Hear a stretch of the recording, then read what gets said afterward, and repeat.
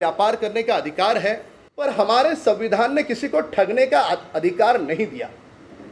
मेरे साथ यहाँ जो बैठे हैं, ये महाराष्ट्र की भूमि के गरीब किसानों के गरीब घरों से ये सारे लोग आते हैं। किसी से 30 लाख रुपया लिया गया, किसी से 15 लाख रुपया लिया गया, किसी से 20 लाख रुपया लिया गया, किसी व्यक्ति से इससे भी अधिक की राशि इस गेम की आपको हम डिस्ट्रीब्यूटरशिप दे रहे हैं। इस प्रकार की बातें उनको कहकर उनको बहलाया गया, उनको झूठ बोल करके उनसे पैसे इकट्ठे किए गए। सवाल ये उठता है कि एक और कंपनी लिख करके देती है कि पूरी तरह से यह गेम लीगल है, दूसरी ओर कंपनी कहती है कि यह गेम के तहत कौन बनेगा करोड़पति में जिस प्रकार से इनाम की राशि मिलती है वैसे इनाम की राशि इसमें मिलेगी। और तीसरी ओर जिनकी कला के बारे में शिल्पा शेट्टी जी का हम उनकी प्रतिभा का जरूर सम्मान करेंगे, उनके चेहरे का उपयोग इस गेम के प्रचार प्रसार के लिए किया जाता है। अब गरीब घरों में रहने वाले लोग अपनी जो पूंजी है, अभी कोरोना काल से सारे पीड़ित हैं। ऐसे अवस्था में न केवल महाराष्ट्र से जो बातें सामने आ रही है, समूचे देश भर से लाखों नहीं करोड़ों नहीं बहुत बड़ी मात्रा में पैसे इकट्ठे किए गए। अगर इस धन की राशि को जोड़ने का प्रयास किया जाए, वह जांच एजेंसियों का काम है, वह मैं नहीं जोड़ पाऊंगा, पर लगभग 2,500 से 3,000 करोड़ का गफला यहां पर राज कुंद्रा की कंपनी वियान इंडस्ट्रीज ने किया है। अब लोगों को पता चला कि यह धोखाधड़ी का मामला है। वे राज कुंद्रा जी के दफ्तर में गए। दफ्तर में जाने के बाद जो उनसे पैसे मांगने के लिए गया, उस हर व्यक्ति के साथ मारपीट की गई। हर व्यक्ति को कह दिया गया कि राज कुंद्रा इस देश का बड़ा आदमी है, वह किसका पति है तुम जानते हो, यहां से रफा दफा हो जाओ। उसके पश्चात वहां के लोकल पुलिस स्टेशन का उपयोग करके जिसका हक का पैसा बनता था, जो मांग रहा था, उन्हीं लोगों पर लोकल पुलिस स्टेशन में जो पैसे मांग रहा है उसके खिलाफ शिकायत करके उन्हीं का मुंह बंद करने का दुस्साहस दुष्कर्म इस वियान इंडस्ट्री की ओर से हुआ है। अब बारी आती है कि ये सारे लोगों को उन्होंने ठगा है, कब पता चला? इन सारे लोगों ने जब डिस्ट्रीब्यूटरशिप ली और डिस्ट्रीब्यूटरशिप लेने के बाद इन्होंने कुछ दिन तक कुछ लोगों ने चलाया, कुछ लोगों ने चलाया भी नहीं। कुछ लोग ऐसे हैं कि जिन्होंने डिस्ट्रीब्यूटर लेते उन्हें पता चला कि ये तो पूरा ठगने का काम है। उन्होंने राज कुंद्रा जी के दफ्तर में पैसे वापस मांगने शुरू कर दिए। किसी को भी एक पैसा तक इस व्यक्ति ने लौटाया नहीं। हम सवाल पूछना चाहते हैं कि इस प्रकार से गरीबों को ठगने का अधिकार राज कुंद्रा जी को किसने दिया? और जिस जीओडी के गेम की बात वे करते हैं, उस जीओडी गेम के तहत जो इनाम लगने की बात थी, वह इनाम किसको लगे? वह इनाम ये जो गौर गरीब घरों से लोग आए थे, जिन्होंने डिस्ट्रीब्यूटरशिप लेकर के अपने कदमों पर खड़े रहने का प्रयास किया था, कुछ व्यापार करेंगे ऐसे सपने देखे थे। यह इनाम लगा केवल और केवल वियान इंडस्ट्रीज लिमिटेड के जो एम्प्लॉय हैं, उन एम्प्लॉय को यह इनाम लगा। अब यहां पर ये देखिए, यह है विजय। किसके एम्प्लॉय है ये? राज कुंद्रा जी के एम्प्लॉय है, वियान इंडस्ट्रीज लिमिटेड के। इसके बगल में है दीपिका विजय तावड़े, उन्हीं से संबंधित है। उसके बगल है निशा, ऋषभ, रुपेश महाडिक। ये सारे के सारे जो नाम हैं, ये सारे के सारे इनाम घोषित वियान इंडस्ट्रीज लिमिटेड के एम्प्लॉय के नाम पर, जो उसके दफ्तर में काम करते उनके नाम पर इनाम घोषित। ये पूरी तरह से सारे लोगों को ये ठगने का काम इस वियान इंडस्ट्रीज ने किया है। यहां पर मैं महाराष्ट्र सरकार से सवाल पूछूंगा कि यह महाराष्ट्र के भूमि पर हुआ है। दिन दहाड़े इस प्रकार के मराठी नौजवान हैं बाकी सारे इस भूमि पे काम करने वाले गरीबों के बच्चे हैं, उनको राज कुंद्रा ने ठगा। उस समय ये तीनों दलों की महाराष्ट्र की सरकार क्या कर रही थी, ये पहला सवाल। जब पुलिस स्टेशन ये सारे नौजवान गए कि हमको राज कुंद्रा मारपीट कर रहा है, हमारे पैसे लौटा नहीं रहा है, चेक से पैसे दिए, उसके पश्चात भी पुलिस ने, जो महाराष्ट्र सरकार के अधीन काम करती है, पुलिस के प्रति आदर सम्मान है, पर दुर्भाग्य यह है कि पुलिस ने भी इनको न्याय नहीं दिया। किसके दबाव में थी पुलिस? पुलिस राज कुंद्रा के विरोध में क्यों नहीं कार्रवाई कर रही थी? किसने उन्हें रोका था? जिन लोगों ने उन्हें रोका था वे नाम देश और दुनिया के सामने आना जरूरी है। हम महाराष्ट्र सरकार से मांग करते हैं कि वे लोग जब पुलिस स्टेशन में गए तो उनको रोकने का दुस्साहस किसने किया?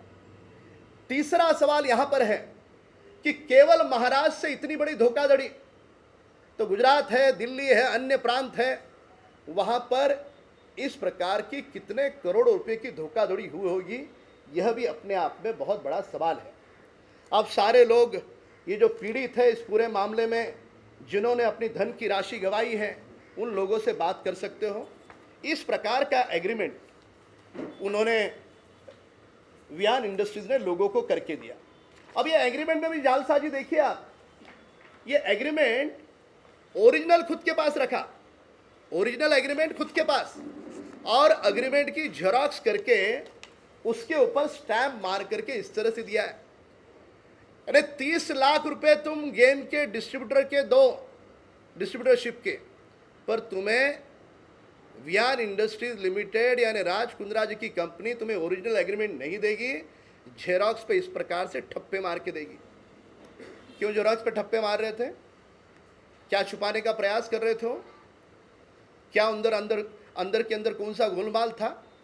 ये सारे सवाल अपने आप में वियान इंडस्ट्रीज के मंशा पर शक खड़े करते हैं। मेरी मुंबई पुलिस कमिश्नर से और महाराष्ट्र सरकार से मांग है, यह मामला गंभीर है। महाराष्ट्र के हजारों बच्चों को इस प्रकार से गुमराह करके उनका मेहनत का, पसीने का धन राज कुंद्रा और उनकी कंपनी ने लूटा है, इसकी वे तुरंत जांच करें। जांच करके जो भी तथ्य है देश और दुनिया के सामने रखें, और जो आरोपी है वह जेल की सलाहों के पीछे जाए, ये हमारी मांग है। मैं सरकार से उम्मीद करूंगा कि सरकार के लोग इस पे हस्तक्षेप करके महाराष्ट्र सरकार के इन सभी लोग को न्याय दें।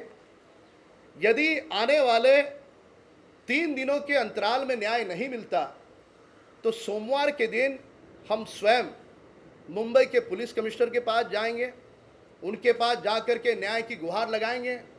वे तो एक अच्छे व्यक्ति है, सज्जन व्यक्ति है, काम करने वाले जुझारी व्यक्ति है, पर सरकार के दबाव में आकर यदि इन लोगों को न्याय नहीं मिला तो महाराष्ट्र के गृह मंत्री और मुख्यमंत्री से भी मुलाकात करेंगे। पर जिनका पसीने का, मेहनत का पैसा वियान इंडस्ट्रीज लिमिटेड ने लूटा है, झूठ बोल करके लूटा है, सरकार की अनुमति इस खेल को है ऐसा बोल करके लूटा है, तो वे जेल के कटघरों के पीछे जाए, यह हमारी मांग है। अगर महाराष्ट्र सरकार से अगर न्याय नहीं मिला तो अंततः यह पूरा मामला सीबीआई और ईडी को हम स्वयं लिखेंगे, और सीबीआई और ईडी की जांच करके इस मामले को गंभीरता से लिया जाए, इस प्रकार की मांग करेंगे। मैं यहाँ पर लोगों के नाम बता दूं, अमित घई है, विशाल तावरे है, विश्वनाथ बोबड़े, गब्बर राजधर, अमित जायसवाल, राघवेंद्र नाइक, प्रवीण शेट्टी, मोरिया एजेंसी, प्रभाकर शेट्टी, संदेश मोरे, मौलिक शाह, गुजरात से भी कुछ लोग हैं, बिंदु परमार, कई सारे नाम हैं। वे सारे लोगों के साथ ये जो सारे दिख रहे हैं सारे एग्रीमेंट है अलग अलग लोगों के। अब यहाँ पर एक भाई तो सोलापुर से भी आए हैं, ऐसे कई सारे लोग हैं, ये सोलापुर से स्वयं आए हैं, उन लोगों को उन्होंने ठगा है। ये पहला विषय था।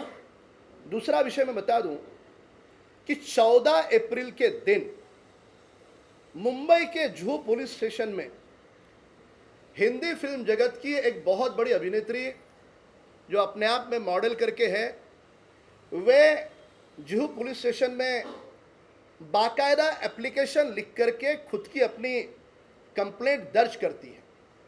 कंप्लेंट केवल दर्ज नहीं करती, जुहू के सीनियर पीआई से लेकर के assistant commissioner, deputy commissioner, additional commissioner, joint commissioner, home minister और यहां तक कि देश के प्रधानमंत्री जी से भी न्याय की गुहार लगाने की एप्लीकेशन दर्ज करती है। अब कहानी में सनसनी देखिएगा, हिंदी फिल्म जगत की बहुत बड़ी अभिनेत्री है। मैंने खुद वहां पर पुलिस अधिकारियों से बात की।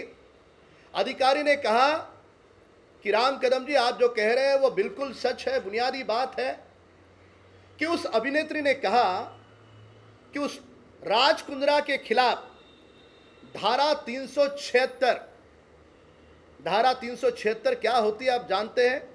शारीरिक उत्पीड़न की धारा आई है। बाद में पिनल कोड 384, 415, 420 धोखाधड़ी, 504, 506, 354 ए और B, Indian penal code 67 A of information technology act 2008, section 3 and 4 of indecent representation of women act 1986। ये जो महिला है कोई साधारण महिला नहीं है, हिंदी फिल्म जगत की एक बड़ी अभिनेत्री, मॉडलिंग इंडस्ट्री में एक बड़ा नाम, जिनके चेहरे की पूरे देश में नहीं विदेशों में भी पहचान। ऐसी अभिनेत्री स्वयं देश के प्रधानमंत्री जी से लेकर के, उसे विश्वास है प्रधानमंत्री जी न्याय देंगे, सभी को खत लिखती है। हमारा सवाल यह है कि अचानक रातों रात ऐसे क्या हो गया? वहां के पुलिस अधिकारी कह रहे हैं हाँ उसने हमें अर्जी लगाई, अर्जी में कहा उसके साथ शारीरिक उत्पीड़न हुआ है, उसके साथ धोखाधड़ी राज कुंद्रा ने की है, शारीरिक उत्पीड़न भी राज कुंद्रा ने किया है। वो अभिनेत्री खुद अपने दस्तखत करके जुहू पुलिस स्टेशन में 14 अप्रैल को देती है।